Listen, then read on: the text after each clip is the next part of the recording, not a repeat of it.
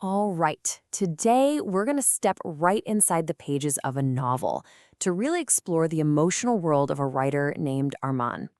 His life is this fragile, kind of beautiful blur of memory, dreams, and a love that's been haunting him for years. And it all builds from one single obsessive thought. So this line you're seeing, it's from a letter Armaan wrote but never actually sent. And it's our way in, you know? It's the little whisper that's always in the back of his mind. And look, this isn't just a passing thought about a woman named Mia. No way. This is a total fixation that has completely shaped his life. And it's the real engine driving this entire story. Okay, so first up, let's dive into Armaan's world. And it's a world where, honestly, it's hard to tell what's real and what's just a memory. Everything's kind of blurry, you know? A lot like the mountain mist he's always surrounded by. And that's the thing. The mountains, they aren't just a backdrop here. They're really his state of mind. See, Armaan moved here to become a writer, hoping to find some peace. But what happened? Well, instead of getting quiet, all that solitude just made the echoes of Mia even louder. She's the love he lost. And as you'll see, the one he unexpectedly finds all over again. This right here tells us everything about how he's coping.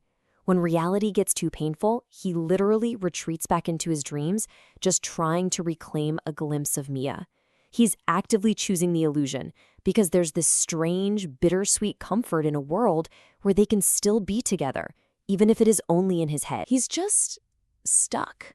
It's like he's trapped in this memory loop, this mental montage that's just running on repeat, staring, smiling, hoping, dreaming. For Armaan, the past isn't just something that happened.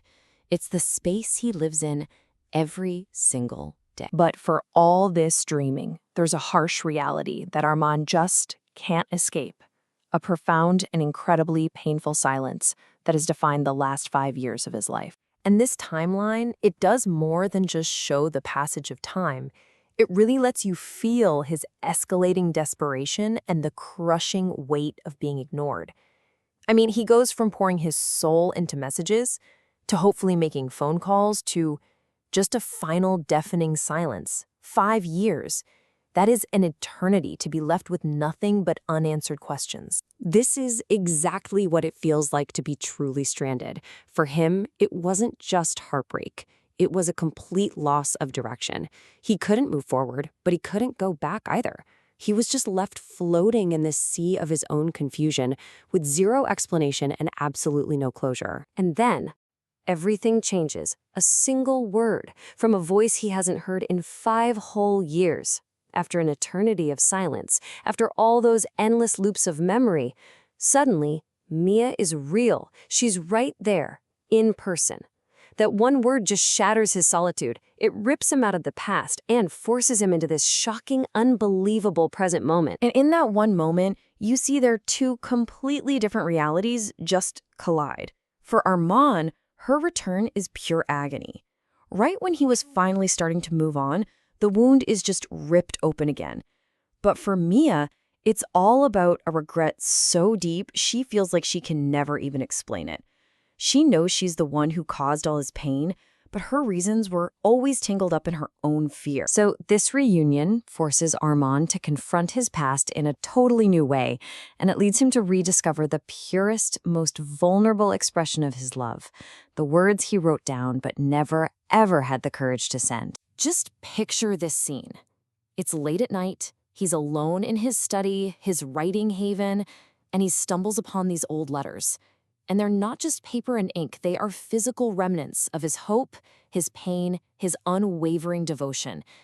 It's his entire soul laid bare, but only for himself. This first letter, wow. It just reveals the sheer power she had over him. It's a confession of total surrender. His mind is monopolized. Think about that. He can't study, he can't walk, he can't exist without the thought of her completely taking over. It's an adoration that's so intense, it almost feels like worship. And here's where you see the beautiful, tragic paradox of their connection. Mia is the source of his greatest joy, the art of love, but she's also the source of his deepest pain. His heart literally dances when he sees her, but her absence, that brought a profound sadness into his life. She is both the light and the shadow. This letter is just pure, raw frustration. You can feel it. It's the voice of every unanswered question that has been haunting him for 5 years. He's laying it all out there. All his confusion, sometimes a friend, sometimes a brother, sometimes a total stranger. All he ever did was care for her, and in return, he got silence. And this right here, is the heartbreaking conclusion to it all. After pouring out his entire soul, his adoration, his sorrow, his confusion, he admits his own fear. And that is the essence of his unsent soul, a love so powerful, yet so incredibly fragile, that he just couldn't bear to see it rejected. So the reunion, finding the letters, it all leaves Armaan in this state of deep conflict. He's caught between the past that wounded him so badly and a future that he's not quite sure he can trust. This is the battle that's raging inside of him now. His heart is completely torn between the hope of a future he's always wanted and this deep reluctance that was born from the wounds of the past. So the question becomes, can a love story that was only ever cherished in his memory actually become real, or is it just safer to leave it there? And what's really interesting is that the novel's own preface frames this perfectly for us. It presents the story as a kind of play, a tale of love and loss. It's basically inviting us, the audience, not just to watch, but to really participate by thinking about the central mystery at its heart. And this is where the story leaves us, on the edge of this timeless, lingering question. What if? What if he had sent the letters? What if she had never left?